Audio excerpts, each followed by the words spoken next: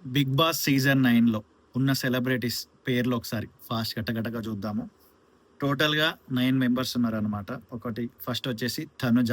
తను serial actress. చాలామంది serial జూసే వాళ్ళకి ఆమెని ఈజీగా గుర్తుపడతారు. And flora Saini and next Jabardasth Emmanuel and fourth సృష్టి వర్మ. నేను మీకు ఆ పేరు చెప్పగానే చాలామంది ఈజీగా గుర్తుపట్టిండొచ్చు.